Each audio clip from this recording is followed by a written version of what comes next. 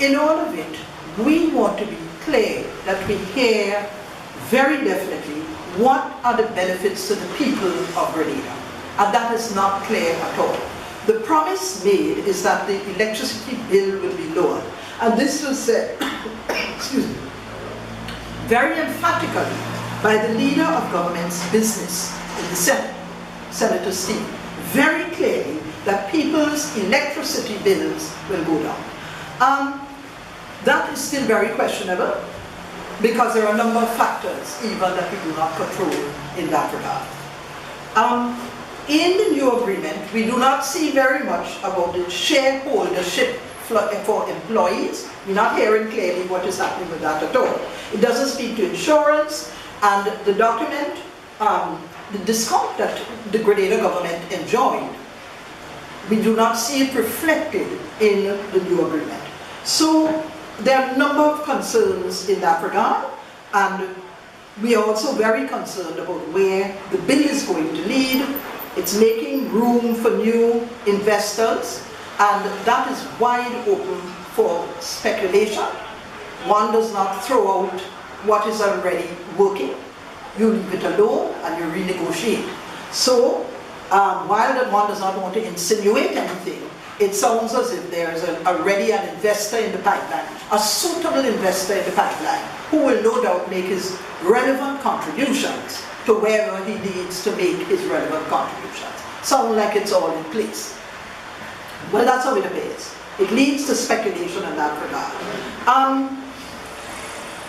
The concern from a group of engineers that I personally happen to have spoken to with respect to Grenada and the involvement of WRB, their concern was that they couldn't see a way in which the rates could drop. So therefore you are likely to get, in fact, an increase in rates. They saw the possibility, couldn't see otherwise how it would happen if there were not layoffs on those jobs. And these are two big areas of concern. And as of course the political leader had mentioned, the concerns and possibilities of the lawsuit that is going to come from breaking the agreement with Grenada in the vicinity of $100 million. Now that has to be a big concern for us. In addition, one last point that I wanted to make with respect to this is the choice of negotiator. I mean, this government consistently shows bad choice, bad decision making.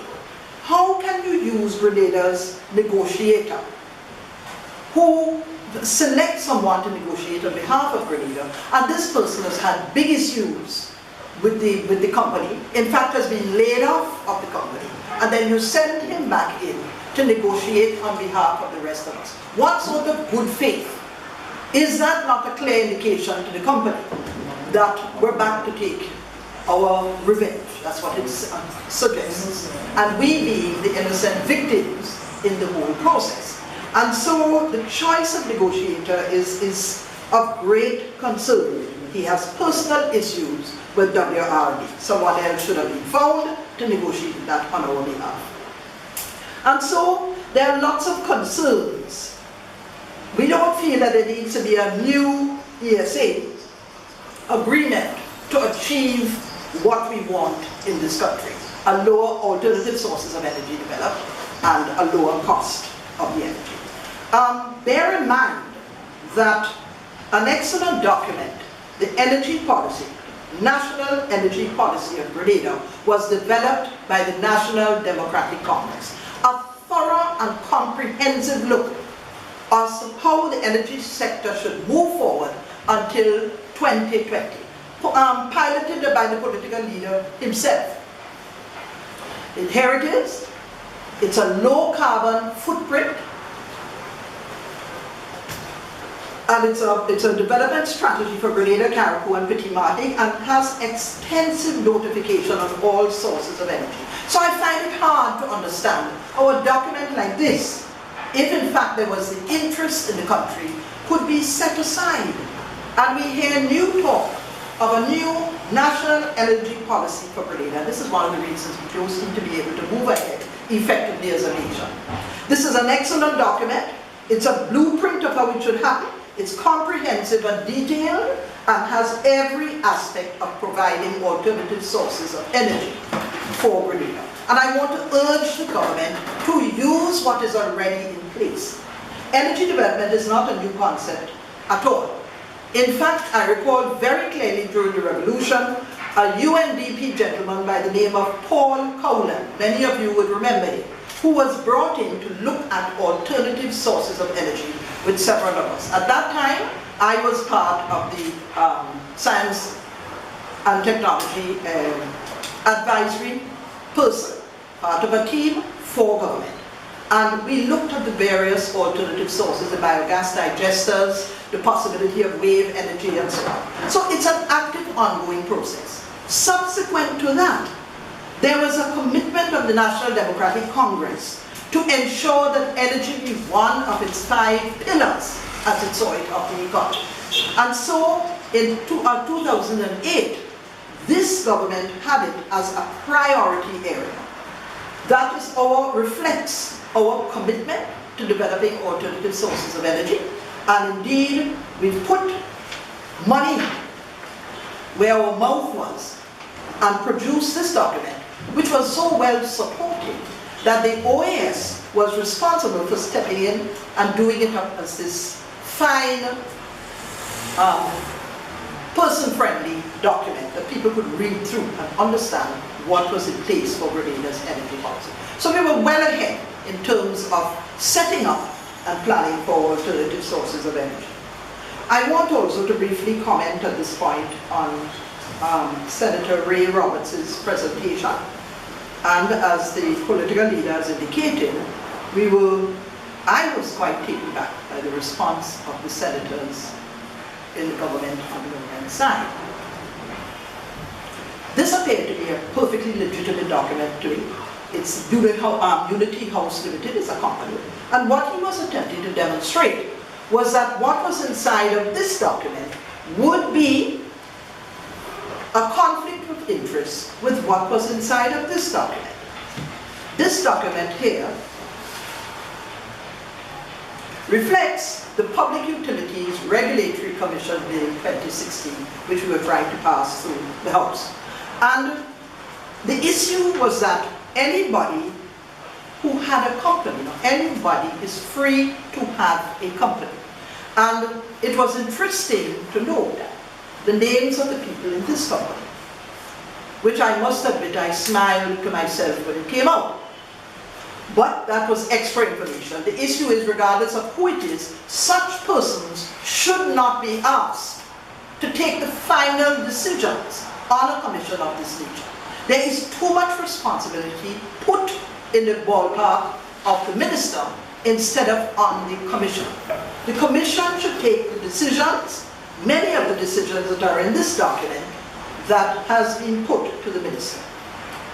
And the concern there is that if, for example, your minister responsible here for many final decisions, and they include, in the discretion of the minister, he will decide who the commissioners are. He or she will choose the commissioners who are going to take the decisions. They have also indicated the appointment of the commissioner and tenure of office. He will decide how long they stay. He decides everything. It also points out any decision by the minister to terminate the appointment of any commissioner shall not be questioned by any court of law. We've also indicated that's now section 9(2) of the Public Utilities Regulatory Commission Bill, that the minister decides who is paid how much on this commission. So there were many areas of concern, but particularly if the minister has those decisions, it is a conflict of interest and not in the interest of the people of this country. The purpose of having a commission is to have an independent body who decides this.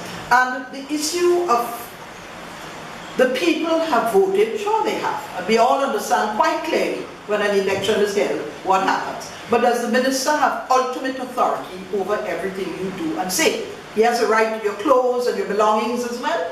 Clearly there must be defining areas as are delineated in the Constitution of Grenada but for which we must sit there and guard the Constitution and guard the bills that pass through the House and determine when in fact you're on the borderline of infringing over the rights of the people. That is what the issue is about. And so, well, we will reserve comment for the action taken.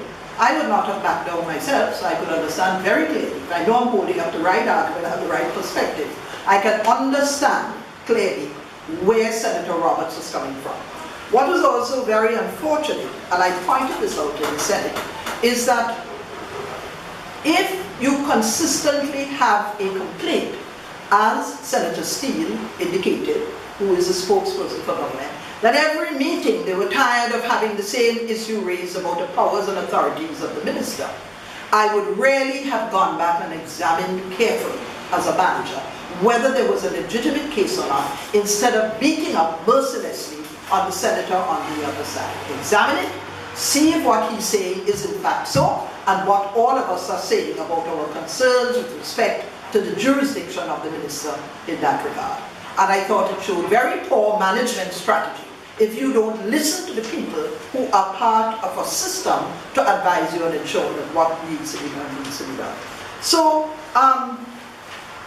we do think that Senator Robertson's case is very clearly stated and very legitimate. If we look further into the Physical Planning and Development Control Bill, which was the third bill we passed last week, and you look under section 22 that Senator Burke referred to, you can see quite clearly under the environmental impact assessment, the minister's authority, there are too many regulations there with respect to that. It gives him too much freedom. Because heaven forbid, one of the ministers, they're entitled to hold property wherever they are. And so, just like any of us, they may purchase what they wish to purchase. But the difference between us and them is that having them purchased their land and they decide, for example, to build a block of apartments with a swimming pool, and there are environmental concerns, it gives the minister full right to choose who is the environmental person that will do the assessment. It opens it up for corruption, and while you may have ministers who are perfectly well-tuned and very decisive and honest in their selection, it opens them up to the possibility that you can filter through and select and nobody can say anything, including bringing it to court. Can't be done.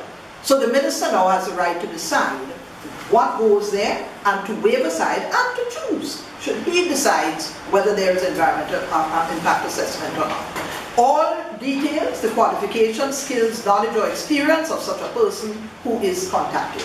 So it really gives him absolute and ultimate authority. So his apartment moves forward and things continue. And that is our concern, regardless of what minister is sitting in the bench at this point in time. The last matter, which is, well, I've dealt with it really, the Physical Planning and Developmental Control Bill. There are, I've referred to it, I should say, in what's happening there. There needs to be lot more consultation, because a lot more groups should have a lot more to say. We welcome the initiative in that it needed to happen.